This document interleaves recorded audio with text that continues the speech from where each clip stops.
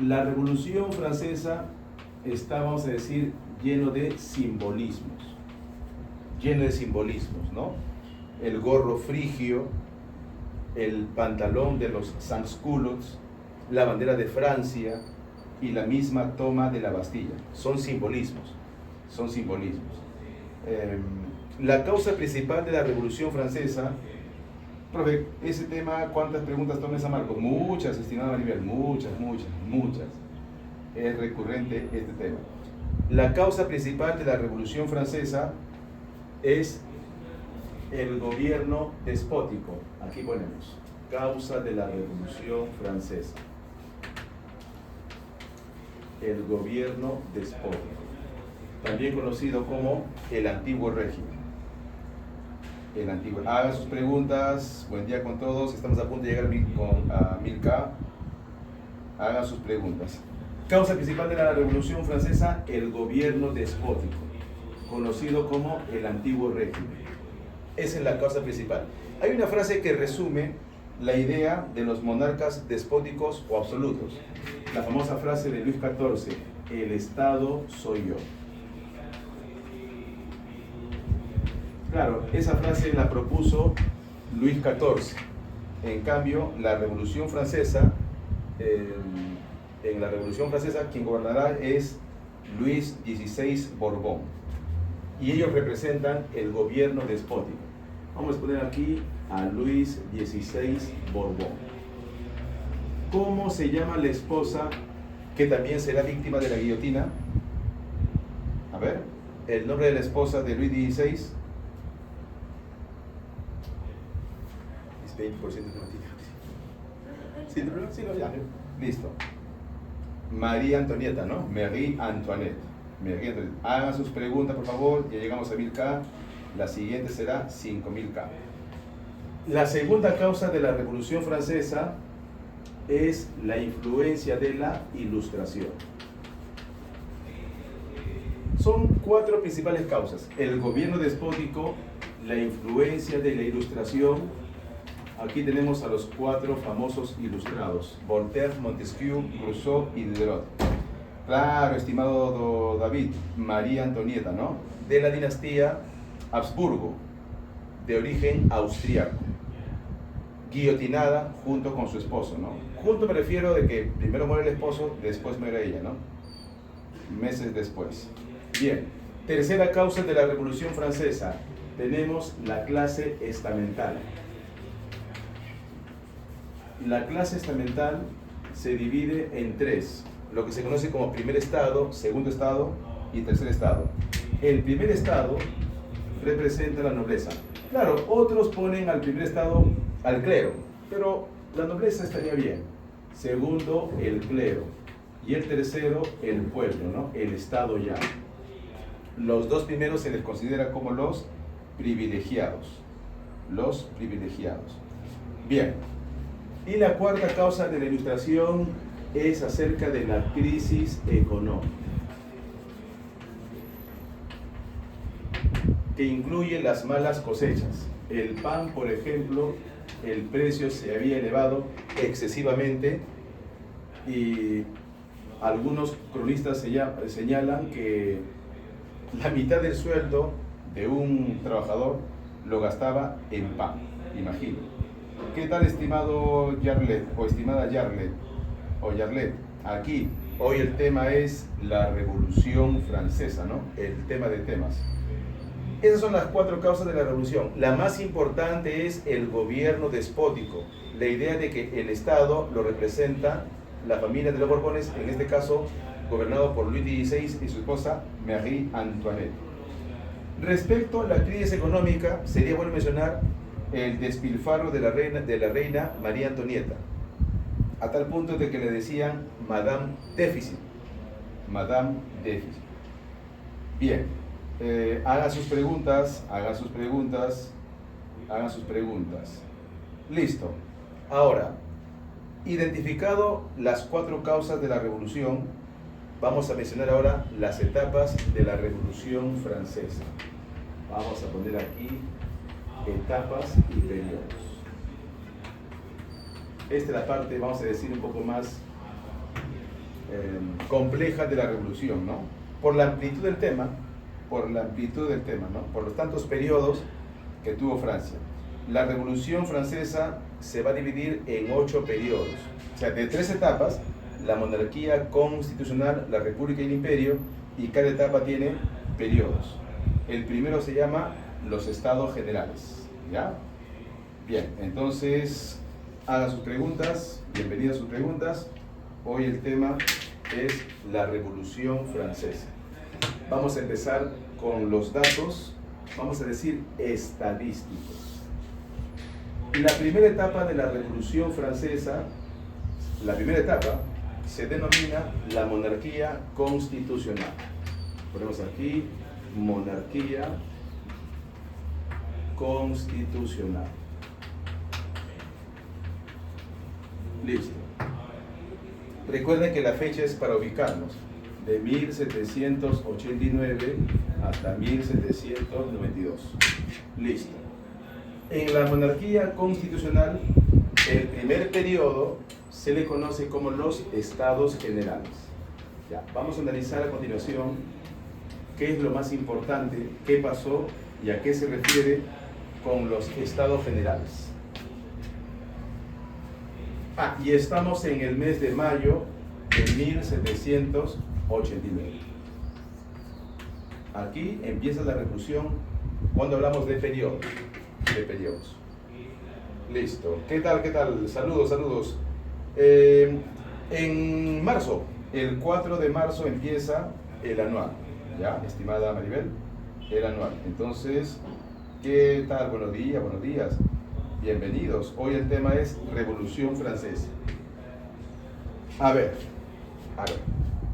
Vamos a hacer un mapa. Urgente un mapa. ¿Ya? Para entender esto de la Revolución Francesa. En la Revolución Francesa, la nación de Francia tenía 28 millones de habitantes. ¿Ya? Ese dato me sirve. 28 millones. De los 28 millones de habitantes, más del 90% lo representaba el pueblo. ¿Ya? Más del 90% lo representaba el pueblo. Un 3% a menos era el clero. Y un 2 o 3% era la nobleza. Entonces, la mayoría de los representantes de Francia era del pueblo. Y era normal, era necesario que la mayoría de los miembros de los estados generales sean del pueblo. El pueblo tenían 500 representantes. Voy a explicar esto con más amplitud.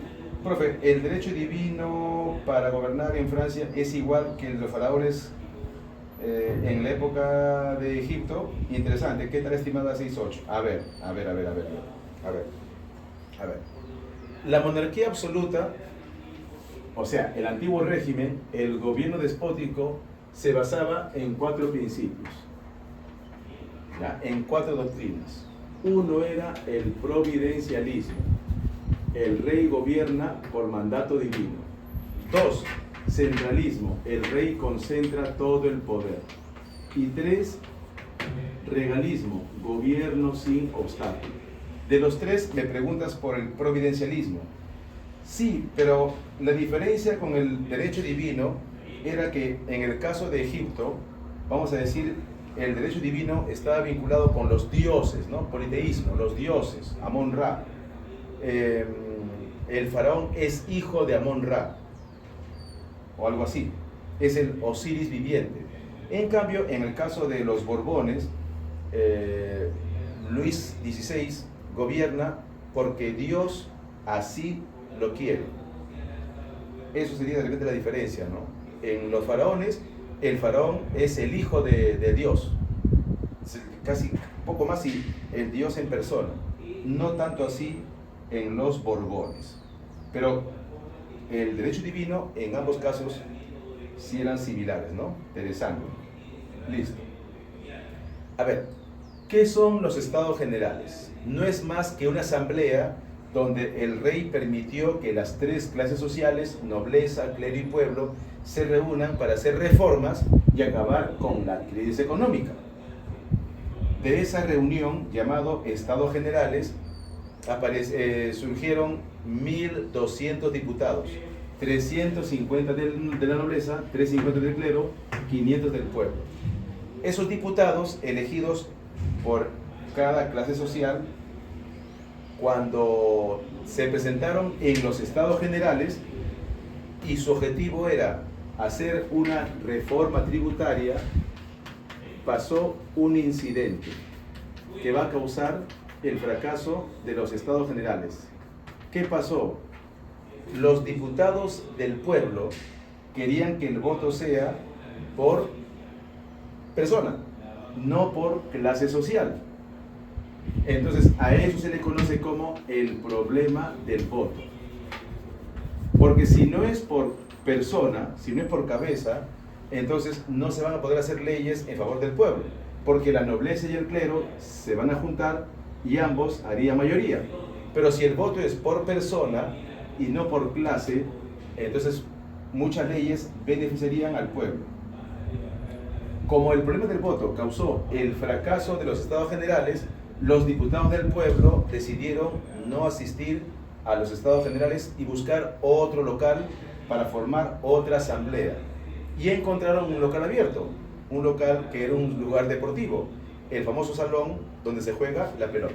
Y allí se reunieron los diputados del pueblo en una famosa Asamblea Nacional. Ahora, aquí tienes que aplicar lo que conocemos como política de Estado. Si hay un parlamento llamado Estados Generales y hay 1.200 diputados, la mitad más uno reunidos es mayoría y tiene validez. Cuando los diputados del pueblo llamaron a los del clero y a la nobleza para reunirse en el salón de la pelota, empezaron a llamar lista y eran como 900 diputados. Quiere decir que la Asamblea Nacional tenía validez. A eso se le conoce como el juramento de la pelota. El juramento de la pelota. Completo es el juramento en el salón del juego de la pelota. En resumen, el juramento de la pelota. ¿Qué juraron los diputados del pueblo y algunos diputados del clero y la nobleza? Que Francia tiene que elaborar una constitución donde se anota los deberes y derechos del pueblo. Una constitución. Por eso la etapa se llama monarquía constitucional. Ya, eso pasó en la Asamblea Nacional. Estamos en junio de 1789. ¿Ya? Vamos a resumir para los que recién se están integrando. Vamos a resumir. Luis XVI enfrenta una crisis en su país. Su ministro de Economía, Necker, le ha aconsejado que convoque a una gran asamblea llamado Estados Generales. Cada clase social, en este caso la nobleza, el clero y el pueblo, se organiza y elige internamente a sus diputados. Sumados son 1.200 diputados que se reúnen en los Estados Generales. Si el voto hubiera sido por persona y no por clase social, los Estados Generales hubiesen triunfado. Pero el voto siguió siendo por clase social. Como la nobleza y el clero hicieron alianzas, sería 2 contra 1. Por eso el pueblo quería que el voto sea por cabeza. Como no quisieron, la nobleza y el clero, los diputados del pueblo decidieron no asistir más a esta asamblea. A eso se le conoce como el problema del voto. Y recuerden que esta reunión de los Estados Generales fue para la reforma tributaria debido a la crisis económica. Los diputados del pueblo invitaron al clero y la nobleza a hacer otra reunión en otro local, con otras condiciones, como por ejemplo que el voto sea por cabeza. Y encontraron un local abierto, el local donde se juega la pelota. Allí entraron los diputados, eran mucho más de la mitad, por lo tanto tenía validez. Y se hicieron llamar Asamblea Nacional. Allí hicieron un juramento, el juramento en el salón de juego de la pelota. ¿Qué juraron? Que Francia tendría una constitución. El rey recibió el documento de esta asamblea, aceptó su validez y dijo que vuelvan al antiguo local. Y regresaron con un nombre más, Asamblea Nacional Constituyente, o sea, Asamblea Constituyente. Y en esta Asamblea Constituyente pasará de todo, desde julio de 1789 hasta 1792. Bien, ya nos están haciendo preguntas. Profe, ya habló de Kant, Voltaire y Rousseau. Estimada 68, Kant no influye tanto en la Revolución Francesa. Los que influyen directamente en la Revolución Francesa como miembros de la Ilustración son Rousseau, con su tesis de que el hombre es bueno, con su tesis de que el hombre ha nacido libre, con la tesis del buen salvaje.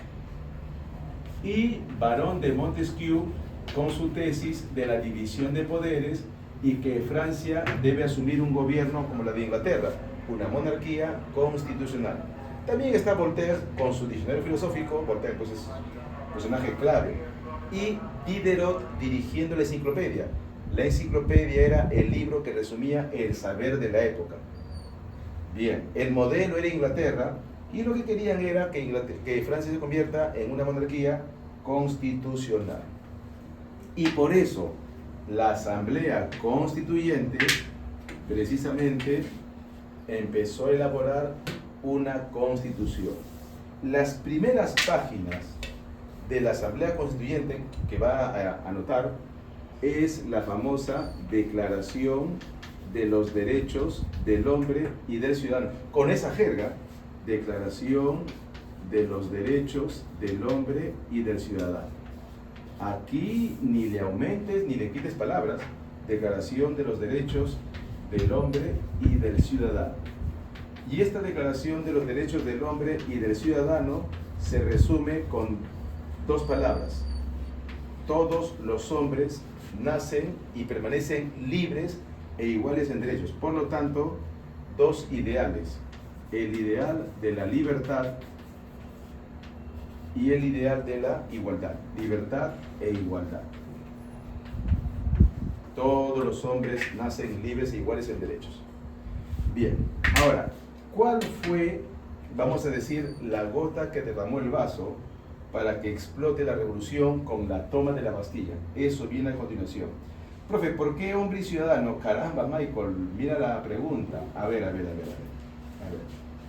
Interesante. Declaración de los Derechos del Hombre, ¿ya?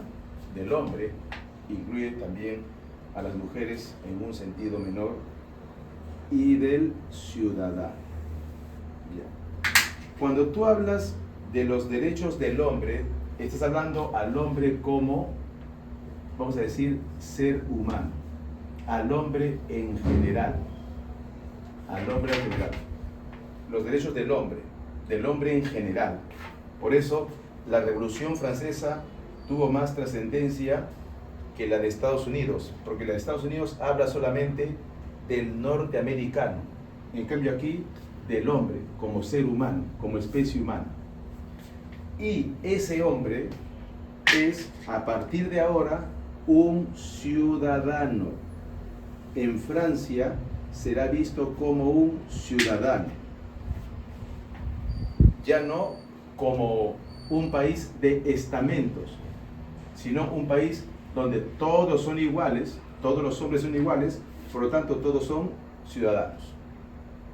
Bien, pues algo así como que esto es para todos, y en Francia anunciamos que el hombre es un ciudadano y ya no un hombre estamental.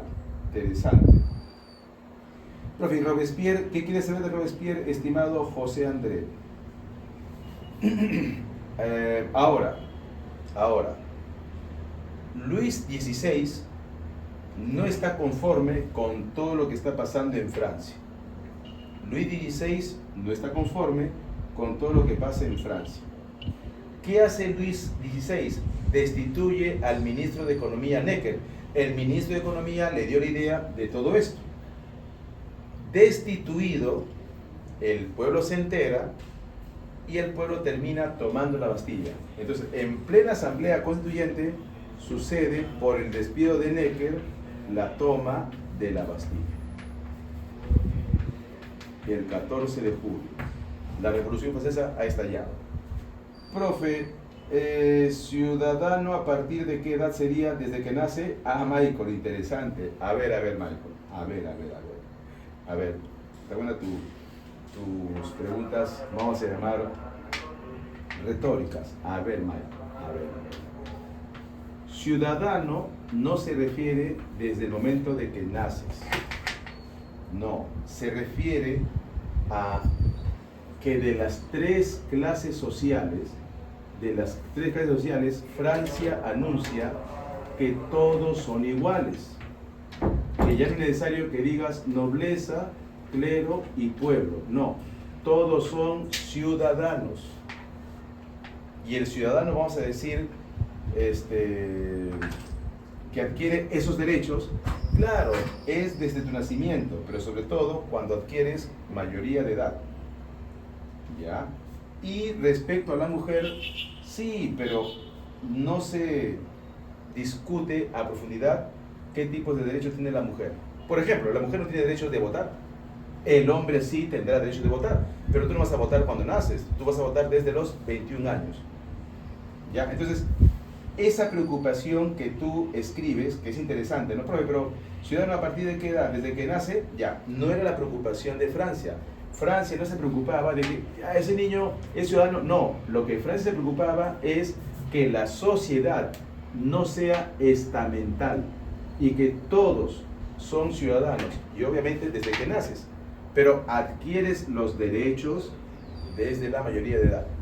Interesante, ¿ah? Eso me hace recordar, estimado Michael, eso me hace recordar el escrito de Thomas Jefferson. Cuando Thomas Jefferson escribe el Acta de la Independencia, él puso, ¿no? Parecido, ¿ah? Sostenemos como verdades evidentes que el hombre nace libre e igual en derechos. Thomas Jefferson puso esta palabra: derechos inherentes y derechos innatos. Entonces, ¿qué sucede con estas dos palabras? Inherente está contigo, nace contigo. Innatos desde el nacimiento. Le hicieron borrar a Thomas Jefferson estas palabras, porque dijeron que si el hombre tiene derechos desde que nace, entonces un esclavo, si convence que es un ser humano, puede convencer que al ser considerado un ser humano, entonces nace libre. Sostenemos como verdades evidentes que el hombre nace libre igual en derechos. Entonces, para que no se incluya al esclavo, se borró innato e inherente. Eso fue en el caso de Estados Unidos. En Estados Unidos le hicieron esa observación. En Francia no hicieron esa observación. La observación fue de que todos son ciudadanos. Desde el momento de la Revolución Francesa. No se discutió desde que si naces, no, porque se sobreentendía. Interesante. Bien. Claro, estimado Cris, profesor Galarza. Profe, ¿qué papel tuvo Robespierre? A ver, José, Robespierre ya en los Estados Generales, Robespierre dirigió la convención. Robespierre, después del guillotinamiento de Luis XVI en 1792, Robespierre va a dirigir el gobierno. Pero aquí, para ir en orden, aquí Robespierre fue quien propuso que el voto sea por cabeza. Y por supuesto que fue muy activo en la Declaración de los Derechos del Hombre y del Ciudadano. Claro, el incorruptible, sí, pero el incorruptible será llamado así cuando él asume el gobierno. Ya tenía la fama de incorruptible porque él fue abogado de Francia y él era abogado de personas vulnerables. Robespierre se daba el lujo como abogado de elegir a sus clientes, algo que no es normal, ¿no? Interesante. Claro que le decían el incorruptible. Ah, estimado Cris, hace tiempo, claro, de academia, colegio, todos los niveles. Profe, ¿por qué hubo revolución? No entendí. A ver, estimado Yamin, a ver. ¿Por qué hubo revolución? Qué buena pregunta. Ya. Uno, porque el rey decía en el siglo XVIII, finalizando, decía que él es el Estado. Decía que la sociedad es estamental y que el pueblo siempre debe cargar el peso de los privilegiados. En una época donde los ilustrados señalaban que no, que el rey no puede acumular todo el poder y que el Estado debe dividir su poder, tesis de Montesquieu. Suma a eso que la crisis económica había causado que el precio del pan costase tanto que la gente pedía que el pan cueste mucho menos. La crisis económica incluye las malas cosechas. Entonces, muchos países de Europa, como Prusia, España, Austria, habían hecho reformas, grandes reformas, para evitar la revolución y mejorar la condición del pueblo. Eso se llama despotismo ilustrado. Pero Francia ni eso hizo.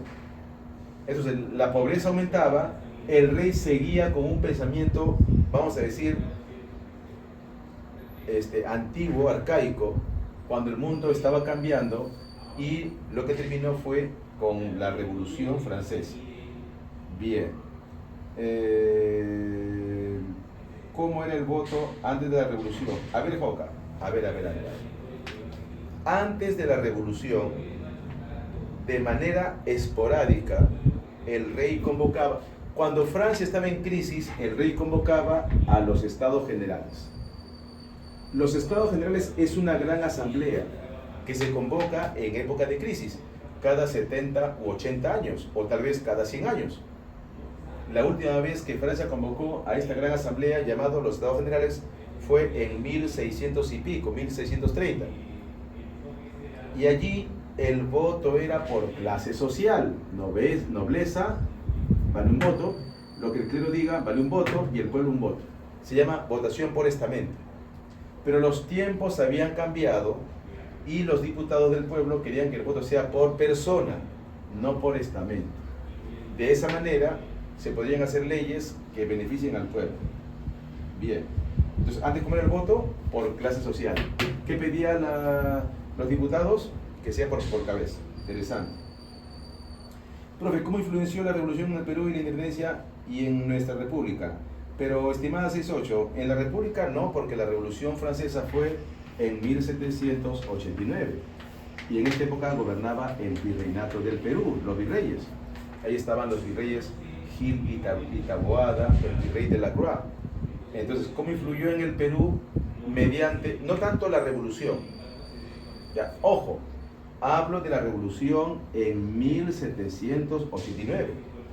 Pero si nos vamos en todo el proceso de la revolución, en 1808, cuando Napoleón invade España, y Napoleón es parte de la Revolución Francesa, allí sí influye en Perú. ¿Por qué? Porque Napoleón pone a su hermano, José Bonaparte, como rey de España. Y al no tener España al antiguo rey Borbón, España entra en crisis. Se llama crisis del Imperio Español. Y esa crisis va a obligar a España a convocar a una asamblea, la Corte de Cádiz, donde se va a discutir si se va a aceptar el gobierno del usurpador José Bonaparte o si se va a, de alguna forma, lograr que regrese Fernando VII Borbón. Ya. Y eso influyó en Perú en la creación de conspiraciones como la de los carolinos o rebeliones criollas. Eso debido a que el virrey Abascal en 1808 no quiso que se discuta la separación de Perú sobre España. O sea, Abascal dijo que Perú se mantenía fidelista a los Borbones. En ese aspecto influyó, ¿ya? En la Corte de Cádiz, en la elaboración de la Constitución Liberal de la Corte de Cádiz, y en que se diga que los españoles y criollos son iguales. Interesante pregunta. Pero ¿por qué España y Reino Unido no pudieron derrocar a las monarquías como Francia? A ver, Víctor. A ver. Pero ¿por qué España y Reino Unido tendrían que derrocar a la monarquía de Francia? A ver, ¿por qué tendrían que hacerlo? No entiendo tu pregunta. Profe, ¿por qué Napoleón metió preso al Papa? No tanto preso, no. Napoleón preso no. Napoleón rapta al Papa para que el Papa lo bendiga. para que el Papa bendiga su imperio. Preso no. Raptó entre comillas, pero preso no.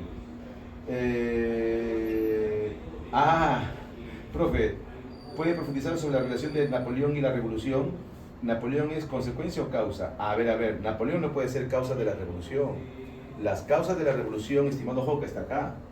Napoleón es como consecuencia de la revolución. Por eso dicen que Napoleón es hijo de la revolución francesa.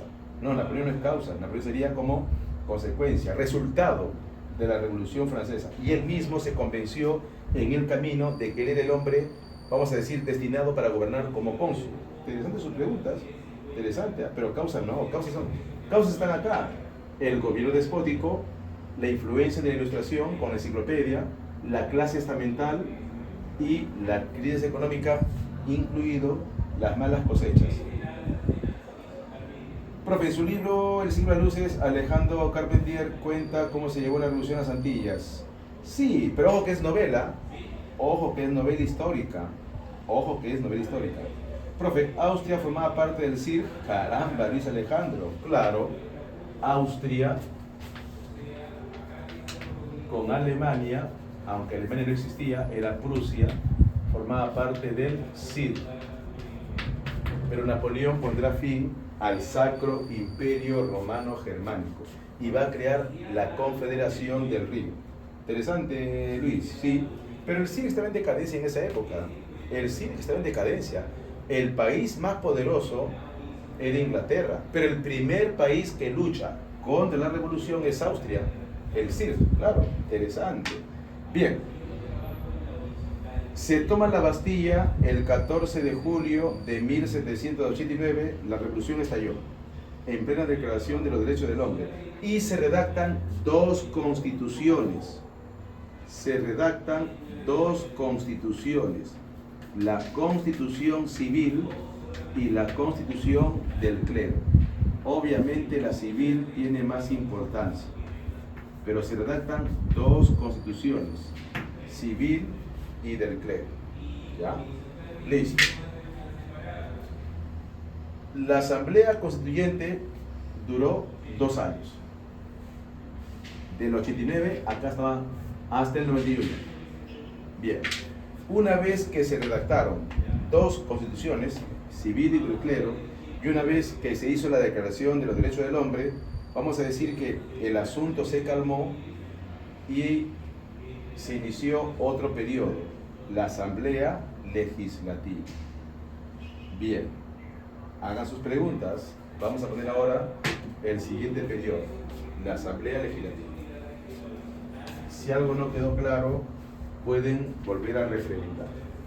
Entonces, vamos a borrar esto. Y a continuación, la Asamblea Legislativa. Acá.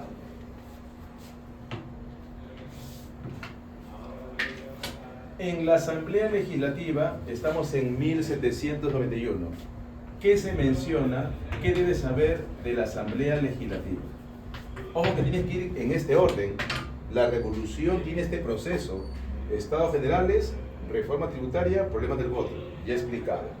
Asamblea Nacional, junio del año de la revolución, el juramento en el Salón de la Pelota. La famosa palabra del conde Mirabeau. Nadie de aquí se retira hasta que Francia tenga una constitución, así sea con la fuerza de las bayonetas. Y luego, en la Asamblea Constituyente, que va del 89 al 91, Francia redacta la Declaración de los Derechos del Hombre y del Ciudadano con la frase: todos los hombres nacen y permanecen libres e iguales en derechos. Se da la toma de la Bastilla el 14 de julio debido a la destitución de Necker y que supuestamente la policía quería disparar sobre la población, y se elaboran dos constituciones, civil y del clero, siendo la más importante la civil. Bien. La Asamblea Constituyente cierra sus puertas en 1791 y se establece otra asamblea, donde aquí ya no existen los estamentos. Ahora los diputados representan clubes y un club es como un partido político. Así que a continuación los tres clubes: el Club Girondino, jacobino y fuldense. De aquí surge, claro, de los clubes surge la famosa frase de izquierda, de centro y de derecha. De aquí surge, claro, de aquí surge. Interesante. Profe, ¿es cierto que los jueces ya no legislaban a partir de la revolución? Carambas, Edmond. A ver, la revolución, de allí el nombre, revolución, cambio radical. Ya. Tú te refieres, Edmond, a partir de la república. No es lo mismo la etapa de la monarquía constitucional con la etapa de la república, que llega a continuación. En la etapa de la república se hizo, vamos a decir, una profunda reforma judicial, donde el poder judicial en la etapa de la república se va a llamar el famoso Comité de Salud Pública. Entonces, los jueces tuvieron una profunda reforma, ¿ya? Maribel dice, profe, ¿por qué 2 constituciones? Interesante, interesante. Luis, depende de la asamblea, pero en un inicio las asambleas, como la general, tenía 1.200 diputados. Aquí se redujo a unos más de 300 diputados, pero en un inicio los estados generales más de 1.000. Bien. A ver, ¿por qué 2 constituciones? A ver, interesante, ya esas preguntas. A ver, la civil está de más decir la importancia, y eso no se discute. Ya. Tu pregunta es, profe, ¿por qué 2? ¿Por qué la del clero? Ya. Y mira, tu pregunta, estimada Maribel, tiene que ver con los clubes. Tiene que ver con los clubes.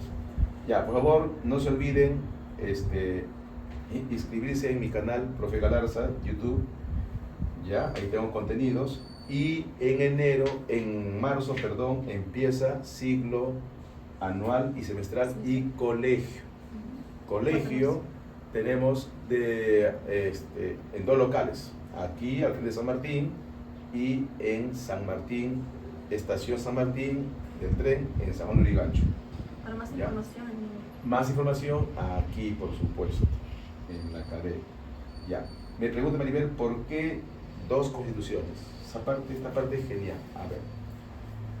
Cuando se elaboraba la Constitución Civil, un diputado del clero dijo, ¿por qué los sacerdotes no tenemos una constitución si nosotros, al ser sacerdotes, nuestra vida gira en torno a Dios?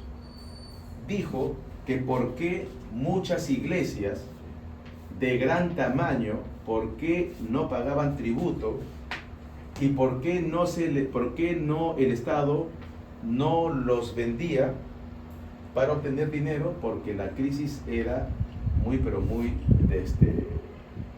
en Francia, una crisis muy grave. Entonces, este sacerdote llamado Talleyrand, este obispo, convenció a la Asamblea Constituyente de que el clero, por ser una condición diferente, no tiene familia, por ejemplo, ellos tendrían que tener otra constitución donde se estableciera que el sacerdote tendría que jurar a Dios y a Francia, donde algunas iglesias tendrían que ser vendidas, y solo si se juraba ante la revolución, ese cura podía dar misa y todo eso, los juramentados. Dicho y hecho, se elaboró la constitución del clero y se vendieron 2 grandes locales de la iglesia. Una iglesia que se vendió se llamaba la Iglesia de los Padres Jacobinos. Ojo, la Iglesia de los Padres Jacobinos. Cuando esa iglesia se vendió a la burguesía, a los comerciantes, la burguesía lo convirtió en un club. Dejó de ser iglesia y se convirtió en un club, o sea, en una especie de partido político. ¿Con qué nombre? Jacobinos. Y aquí se reunían los radicales. El jacobino se caracteriza por ser un radical republicano. Un radical republicano. Y en la Asamblea Legislativa de 1791, los jacobinos se van a sentar en el lado izquierdo. y en la parte alta la famosa montaña, los montañeses. Listo. Pero había otra iglesia, llamada la iglesia de la calle Gironda, la iglesia de los girondinos. En esa otra iglesia se va a convertir también en un club, el club de los girondinos. Y los girondinos, cuando se reúnen en su club, ya le he dicho que un club es un partido político, los girondinos siempre van a mostrarse moderados. Primero fueron monarquistas, o sea, los que defendieron la monarquía, luego van a ser moderados republicanos, siempre vinculado con la moderación. En cambio, el jacobino era radical, ¿no? Pedía una profunda reforma o revolución.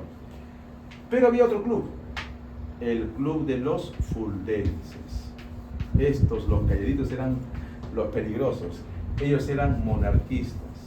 Se sentaban en el lado derecho. Le decían los de la derecha, los vinculados con los poderosos. Ahora, ¿qué pasará con esta asamblea? Ya vienen los contenidos sobre Mao, ya vienen los contenidos sobre Mao. De allí surge derecha e izquierda, de ahí surge. Bien. ¿Qué sucede? ¿Por qué la asamblea legislativa solo duró un año? Si esto debería de haber durado 4 años. ¿Por qué fracasó la asamblea legislativa? A ver, ¿por qué fracasó? ¿Qué pasó para que fracase la asamblea legislativa? Bien, explicación. En plena reunión, en pleno debate, la asamblea legislativa se entera que el rey de Francia quería escapar a Austria. El rey nunca estuvo conforme con la Revolución Francesa. Aclaremos. El rey nunca estuvo conforme con la revolución, porque eso le quitaba poder. Al haber una constitución, peor 2, le quitaba poder al rey. Entonces la esposa empujó al rey para escaparse. Ir a Austria, el hermano de la esposa del rey era austriaco, pero al rey, vamos a decir que lo capturan y lo devuelven a París. Cuando el rey es devuelto, la esposa escribió cartas a su hermano, el emperador de Austria, Leopoldo. Y el emperador de Austria le declara la guerra a la revolución y forma una coalición con Prusia. Prusia es la pequeña Alemania. Entonces, forman un ejército, amenazan a la población con que si algo le pasa al rey, tendrá la población que rendir cuentas. Y eso, en vez de calmar los ánimos, no, pues explotó. Y así estalló una guerra entre Francia y la coalición austro-prusiana. Y esa guerra termina en una batalla, la batalla de Valmy, donde tendría que haber ganado la tropa austro-prusiana y tendría que haber puesto fin a la revolución. Pero al ganar los franceses y al confiscar las cartas de la reina, la asamblea legislativa, con los jacobinos a la cabeza, primero tomaron el control los girondinos, pero por este suceso que te estoy explicando, los jacobinos tomaron el control y acusaron al rey de traición. Y en una votación por cabeza, el rey morirá guillotinado. Entonces, la batalla de Valmy de 1792 marca, vamos a decir, un antes y un después en la Revolución Francesa, porque el rey, al ser acusado, terminará guillotinado. Con eso, el fin de la etapa de la monarquía, y llegamos al punto 2, la etapa de la república. Aquí recién está Robespierre. Aquí recién mencionas a Robespierre. Aquí Robespierre tiene, vamos a decir, todo el poder. ¿Cómo así? Te lo voy a explicar a continuación. Listo. ¿Hasta aquí alguna pregunta? Con confianza. ¿Todo claro? Ya. Bien. La etapa de la República. Luis XVI es guillotinado y Francia se convierte en una república.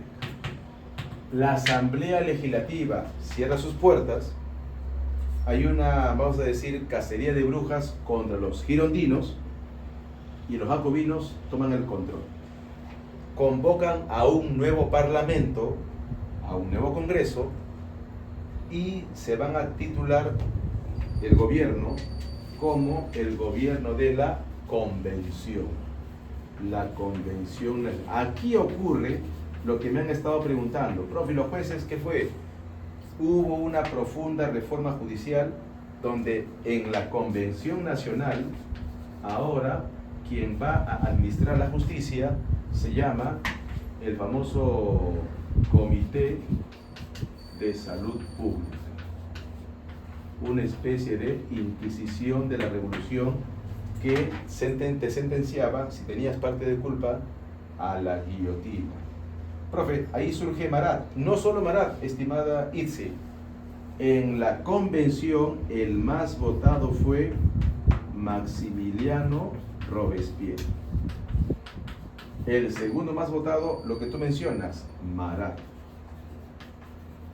Le decían el amigo del pueblo, porque el diario que escribía era llamado el amigo del pueblo.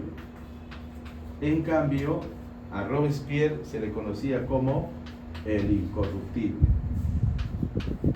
porque eso fue lo que él evitó, la corrupción en su gobierno.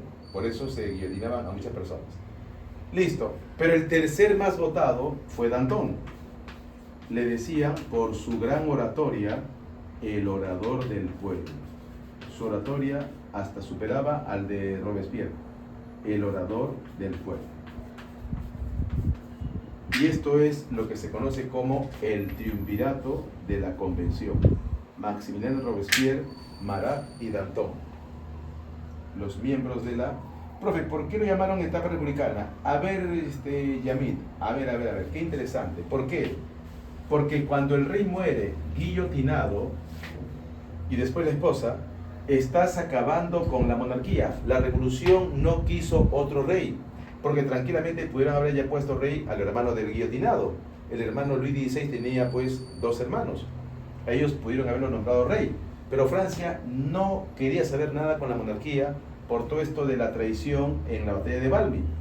Entonces, suprimido la monarquía, Francia dijo, seremos un pueblo libre como la democracia de Atenas y la República de Roma. Entonces la República, donde el gobierno elige a sus representantes mediante el sufragio universal. Por eso se estableció la República, el gobierno del pueblo, para el pueblo, por el pueblo. Profe, Robespierre es infravalorado, Robespierre mi patrón. No, ni tanto, dependiendo de cómo el profesor aborda el tema de Robespierre. Bien, ¿cómo se le llama al periodo de la República? La Convención Nacional. Vamos a poner lo más importante de la Convención Nacional. Aquí mismo, ¿ya? La Convención. La Convención Nacional. 1794. La Convención. Bien, creo que más preguntas. Ya, a ver, vamos a ver si Robespierre es infravalorado. Vamos a ver. Quedó claro entonces, el rey quiso escapar a Austria, no lo permitieron, lo devolvieron a París. La reina escribe incontables cartas. De sus tantas cartas, varias fueron confiscadas por los jacobinos. En las cartas la reina pedía al emperador de Austria, su hermano, y al rey de Prusia que junten un ejército, la coalición, acabe con la revolución y se acabó todo. Recuerda que la constitución del clero obligaba al sacerdote a juramentar por la revolución. Solo los juramentados podían hacer misa, por ejemplo, bautizar. Pero muchos dijeron que no, ¿por qué voy a jurarle al rey? Se jura a Dios y al Papa. Y muchos sacerdotes tuvieron que escapar de la revolución. Le llamaron los refractarios. Y muchos sacerdotes contaban historias en las periferias de Francia, contaban historias de que París da miedo vivir y que la revolución era obra del demonio, del demonio. Entonces, la República termina guillotinando a la esposa del rey, la Asamblea Legislativa mata al rey, se establece la República, no se quiere saber nada con la monarquía, y se dijo que los diputados más votados, un diputado es como un congresista, los más votados gobernarían Francia, y los diputados más votados fueron Robespierre, Marat y Danton. Pero el más votado, Robespierre, por eso todo giraba en torno a Robespierre, el incorruptible, impresionante. Profe, Robespierre fue el que dio inicio al gobierno de terror o algo. A ver, dice. Entonces, como Robespierre era, vamos a decir, el alma de la revolución, Robespierre, al ser llamado el incorruptible, Robespierre fue bien claro en decir que en la Revolución Francesa todo ciudadano o era revolucionario, y si no lo era, mantente al margen, porque si estás vinculado con corrupción o contra revoluciones, la guillotina te espera. Por eso la convención se le llama como el gobierno de la era del terror, el terror jacobino. Y el instrumento era la guillotina. La guillotina. Se cree que murieron más de 50.000 guillotinados. Profe, en ese entonces Napoleón ya estaba haciéndose conocido. A ver, Luis, interesante. A ver, estamos en 1792. ¿Ya? Napoleón fue enviado a esta parte de Tolón, por acá. Inglaterra se vinculaba en la guerra. Napoleón triunfa en Tolón y se le recomendó a los generales tomarlo en cuenta. Napoleón hace amistad, esto es muy poco conocido, hace amistad con el hermano de Maximiliano Robespierre. Pocos conocen la importancia del hermano de Robespierre, Agustín Robespierre. Es la otra historia, Agustín Robespierre. Agustín Robespierre era un tipo muy leído, como su hermano Maximiliano, tenía un cargo político, y Agustín Robespierre conoció a Napoleón. Napoleón ayer ya había escrito un par de ensayos sobre la felicidad, un concurso interno, porque Napoleón era militar. Entonces Agustín Robespierre, como tenía una posición privilegiada en la política, como que recomendó a Napoleón a los generales, y como Napoleón triunfó en Tolón, fue considerado Napoleón por los generales. Y en esta época oscura, sí, pues Napoleón empieza poco a poco a llegar a general. Entonces ya era conocido, sí, pero no era el jefe, sino un subalterno. El jefe era Carnot, le decían el salvador del ejército.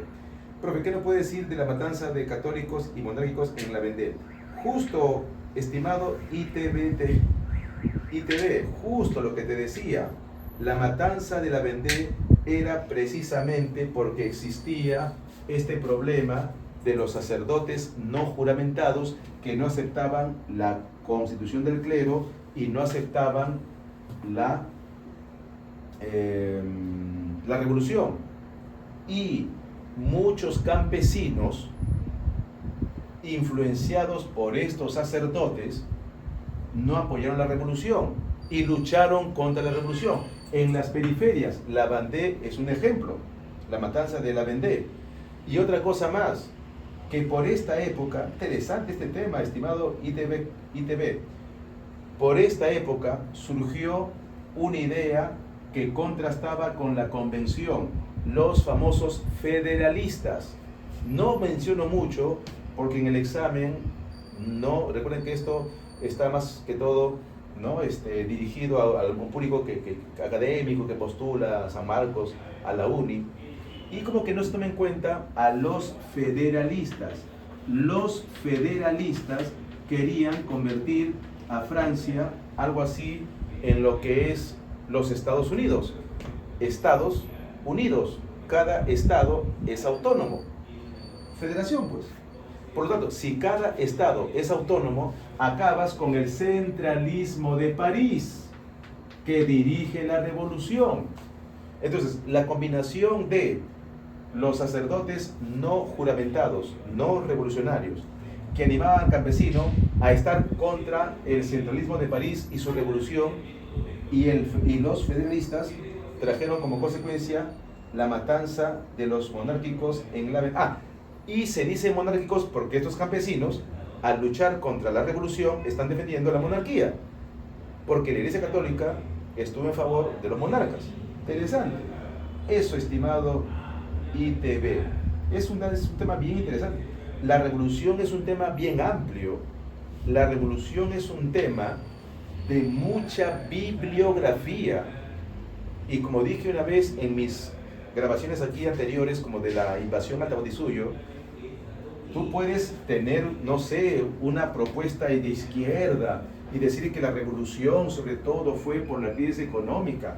Sí, pero la revolución es un tema tan fascinante y hay tantos personajes que es normal que a veces se nos pase un personaje. Por ejemplo, poco he hablado de Necker, y pocos saben que Necker tenía una hija llamada Madame Steil, y Madame Steil, a Madame Steil yo lo sublibro, lo muestro en mi contenido de YouTube, profe Galarza, porque Madame Stein impulsaba los famosos salones del té o los salones de conversación donde se hablaba de política. Incluso Madame Stein fue como acusada de estar involucrado demasiado en la revolución. Madame Stein, Madame Tallien, Madame Josefina, Madame Carnot, Madame Roland, y muchas fueron guillotinadas. Mira, es un tema que no se habla, el papel de la mujer en la revolución. Hubo una declaración de los derechos de la mujer de Olimpia de Gouges, no se habla. Necker mismo, padre de Madame de Stein, Luis XVI lo votó, porque le acusó de ser causante de todo esto, Necker. Y le decían a Necker el Salvador de Francia, y de Necker hay bibliografía. De Luis XVI, no te imaginas la cantidad de bibliografía de Luis XVI, de su esposa, de solamente María Antonieta. Se podría hacer aquí solamente, de esta hora que me queda, hablar solo de María Antonieta, de cómo su mamá lo preparó, la famosa María Teresa, de cómo le dijo: tú ya eres austríaca, tú eres francesa, aprende historia, deja de solamente aprender etiqueta, tú eres ahora la esposa de Francia, debes dejarte amar por el pueblo. Hay amplia bibliografía de María Antonieta. Luis XV, anterior a Luis XVI, Luis XV era famosa por las favoritas, Madame de Pompidou, Madame de la Duquesa de Berry, pero Luis XVI no tenía favoritas. Luis XVI era un rey que no se le conoce amantes, pero sí a su esposa, Marie Antoinette, y la esposa nunca fue querida. De María Antonieta hay amplísima bibliografía, y no se ha analizado todavía realmente a María Antonieta. ¿De qué lo acusa, por ejemplo? Imagina, de incesto, cosa falsa. Su hijo, Luis XVII, muere en la etapa de la Convención. ¿Quién dirigió la toma de la Bastilla? El famoso, se lee Dumoulin, Camilo Dumoulin. Hay información sobre él. El guardia de la policía, el que salvó al rey de que la multitud de mujeres asalten la Bastilla y asalten Versalles y maten a la reina. ¿Quién salvó a la reina? Porque hubo una época en la Asamblea Constituyente donde las mujeres no querían, asaltaron la Bastilla y querían, parece que matar a la reina, por decir: si el pueblo tiene hambre, que coman pastel o que coman pasto. Y las mujeres tomaron el Versalles. ¿Quién salvó? Lafayette, héroe de la independencia de Estados Unidos, y él era masón. Eso está recontra documentado. Lafayette mismo, que ya hablé de él, Lafayette tiene amplísima bibliografía de Robespierre, de Marat, de Danton. Entonces la revolución es un tema tan fascinante que se requiere mucha investigación, porque es un tema muy riquísimo, interesante. Profe, una revolución de ricos para bajarse la nobleza. Bartolito, hay una propuesta que señalan que la revolución fue dirigido por el primo de Luis XVI, por Felipe de Orleans, y que usó al pueblo y usó a algunos clubes para su conveniencia, pero se le fue encima y él mismo murió guillotinado. Felipe de Orleans, otro personaje. Profe, ¿por qué el clero se mete en la política? Estimado Juan, en Francia hay una frase que es la política primero. Y recuerden que no es que el clero se involucre en la política, sino que la revolución tenía que incluir al clero. Recuerda que en la Edad Media el Papa tenía el control político, la Iglesia, y Francia no dejó de ser católico. Alemania dejó de ser católico, se volvió protestante, Francia no. Entonces, la religión en Francia siempre se vincula con la política. No sucedió así en Inglaterra, porque Inglaterra dejó de ser católico. Se olvidan de que Francia tiene mayoría católicos. Está bien tu pregunta, interesante. Profe, los burgueses usando el pueblo para tomar posiciones reservadas a la nobleza. Claro, Luis, claro. Todo el mundo sabe que el pueblo... A ver, ¿cómo se divide el pueblo en la Revolución Francesa? ¿Cómo se divide el pueblo? Tenemos al campesino, algunos engañados luchando contra la revolución.